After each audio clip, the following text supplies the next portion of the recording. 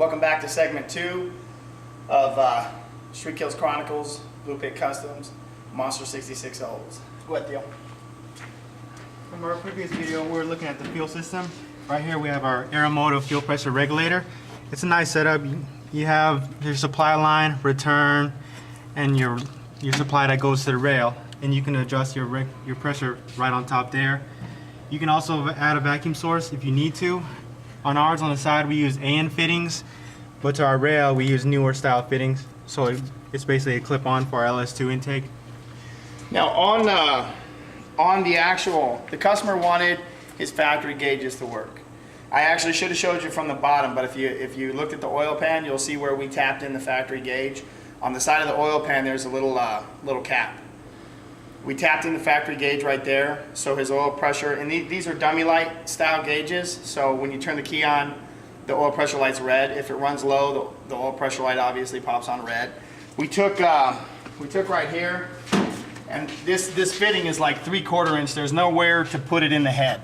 This is the temperature. There's no way to put that in the head. So what we did is we just spliced it off the heater hose. It's gonna give, it's gonna let you know if it's too hot, and it'll serve the purpose. Like I said, this was a budget build. If the budget was huge, we would have spent a lot more money. But other than that, this fuel line is off a 2010 Camaro. You could have used any fuel line, but we had this handy, and it worked great with the back firewall in the harness. Okay, we're using the block is a 2008 Corvette LS2. It's got Blue Pit Customs strip dog ported cylinder heads. It should yield right around 550 crank horsepower. Once again, we use drive-by-wire, throttle body, all that good stuff. Then the control system right here is for a 2008 LS2 Corvette control system. You can purchase them from GM Performance Products. It's got a nice little fuse box. Everything's tucked up in here real nice. So we just welded some studs in so the harness can go right here. Ideally, we would put the harness on the other side, but the battery tray was on the other side, so we kind of had to put the harness over here. The intake is off of a 2010 Camaro. We purchased it, we went through a bunch of different cold air intake setups, and the 2010 Camaro was the best one that we could find. So it actually goes to the other side of the car, but we modified it, fabricated it. We took the baffles and we took them apart and we welded them onto the frame. So this is actual true cold air. Then other than that, it's got the card style MAV sensor. That all comes with the harness kit. We used what year bracketry system, Theo? It was a 2008 Corvette LS2. Yeah, I remember we had to look in the book to see which one cleared the gearbox and put the power steering up high enough to clear the gearbox. We had to have the hoses custom made.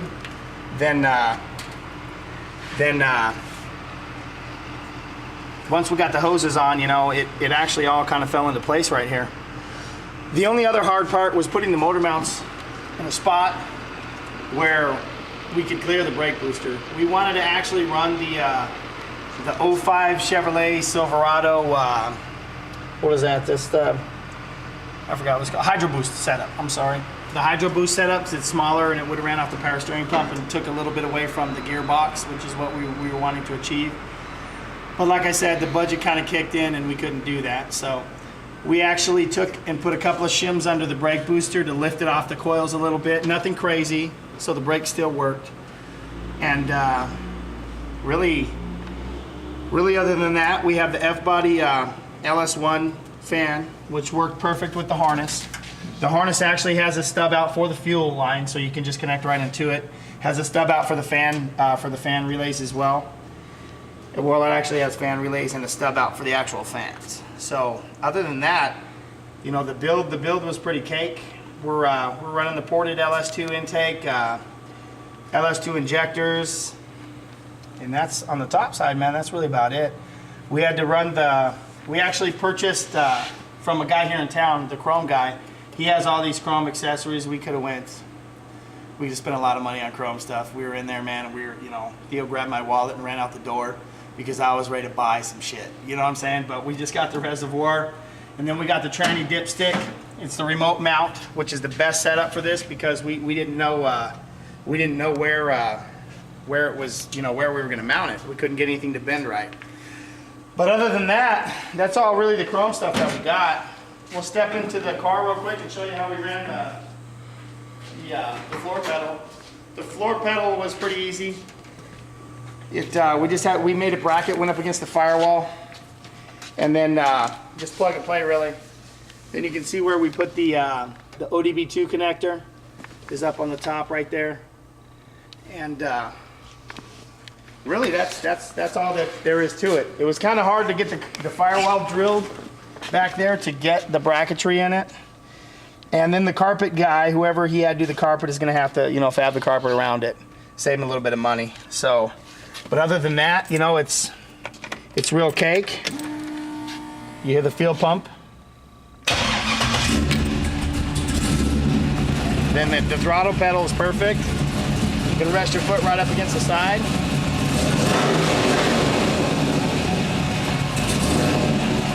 It's not tuned, so. Other than that, you know, everything works beautifully. I'd like to take this time to thank you for checking out the Monster 66 Olds. If you have any more questions, you know, comments, feel free to email us, and we'll get back to you with what all else is done.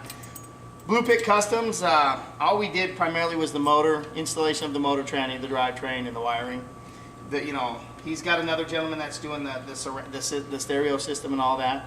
This customer, it's actually a pretty cool story. This car has actually never been registered in the U.S. as far as I know. We looked it up.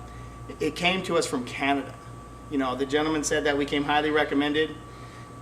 It came from Canada, Alberta, Canada, and you know, arrived at our doorstep. I think honestly, we did a pretty good job given the budget. You know, everything's clean. We detailed as much as we could. You know, we went over and above the budget for our labor hours because that's how we do here at Blue Pit Customs. But you know, our name went on this. So at that point, we're going all out. Don't take advantage of me, guys. Don't be all, oh, we're gonna bring him his car because we know his name's going on it, and he's gonna put way more into it, which we will. But like I said, if you have any more questions, shoot us an email. We'll be, you know, we're not, for lack of a better word, we're not dicks. We're not gonna, oh, you know, our time is worth $1 billion. We're gonna get back to you. We're gonna let you know what we think. We're gonna let you know, you know, we'll give you an opinion on it, and we'll try to help you out as much as possible, guys. We're no different than you. We love to build cars. That's why we do this. We're all about, you know, we're all about hot rods. We're all about the street scene, and we're trying to return it back to the way that it was. So, thanks for tuning in, guys. And our next video, we're going to be going over, you know, a pretty cool Firebird build, complete tubular suspension. You know, it's going to be a 1,000 horsepower monster. Sleeper though, you won't tell when it's creeping up on you. So, when you see the car, man, don't test it because it'll stomp on you. But thanks for watching, guys.